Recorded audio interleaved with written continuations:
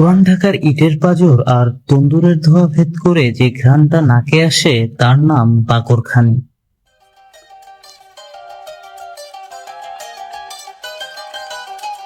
ঢাকার ঐতিহ্যের এক মুচমুচে নাম।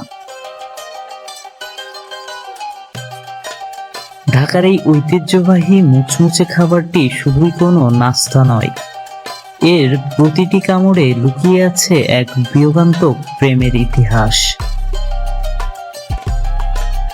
চলুন আমরা ইতিহাসের পাতা উল্টে ফিরে যাই মুঘল আমলে। তখন বাংলার মসনদে নবাব মুর্শিদ কুলি খান।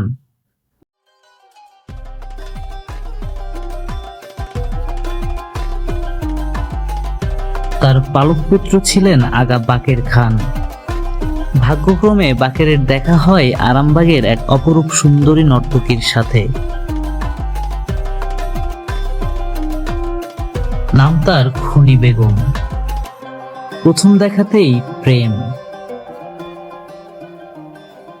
কিন্তু ক্ষমতা আর ষড়যন্ত্রের নিষ্ঠুর ট্র্যাজেডিতে তাদের মিলন হয়নি। প্রেমিকার বিয়োগান্তক মৃত্যুতে বাকের খান তৈরি করালেন এক বিশেষ রুটি। তিনি চাইলেন তাদের এই অপূর্ণ প্রেম মানুষের মুখে মুখে বেঁচে থাক অনন্তকাল। ভালোবাসার মানুষটির নাম জুড়ে রুটির নাম দিলেন বাকের খনি, যা আজ কালের পরিক্রমায় হয়ে উঠেছে বাকরখানি।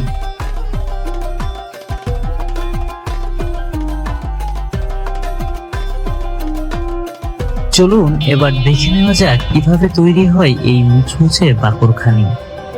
আর গল্প শুনি এমন এক কারিগরের কাছে যিনি এক যুগেরও বেশি সময় ধরে আগলে রেখেছেন এই ঐতিহ্য।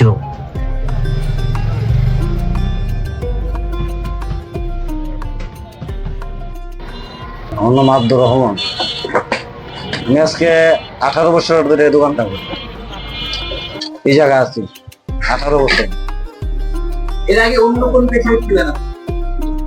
না, ওই দেশে ছিলাম, দেশে সংসারে কাজ করছি, গৃহস্থী কাজ।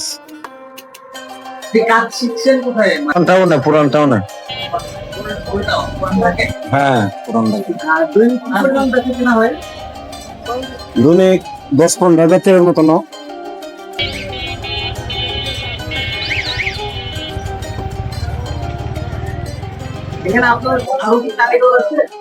হ্যাঁ আছে, আরো কারিগর আছে, আরো 2 জন আছে।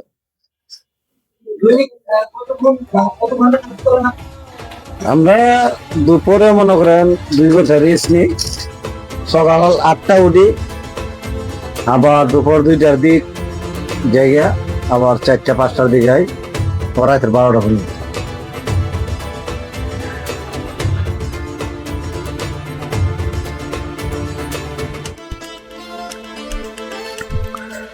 বাকরখানি তৈরির জন্য আগে থেকেই প্রস্তুত করে রাখা হয় ময়দার খামির বা ডো।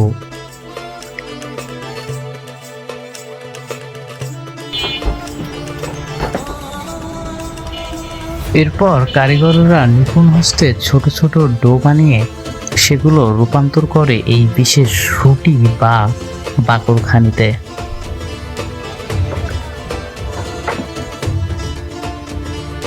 এরপর সেগুলো চলে যায় ধোয়া ওঠা গরম তন্দুরের মধ্যে।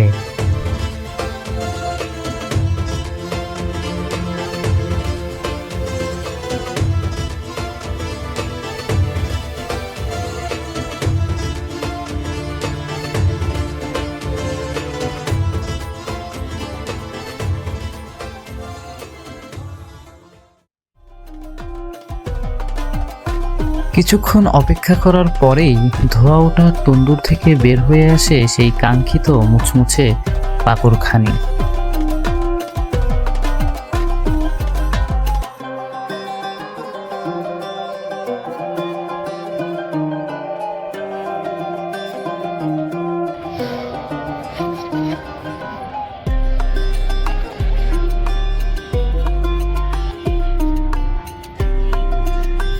আমাদের এখানে আছে পনিরের বাকরখানি, ঘিয়ের নিমতা বাকরখানি, মিষ্টি বাকরখানি, তিলের বাকরখানি।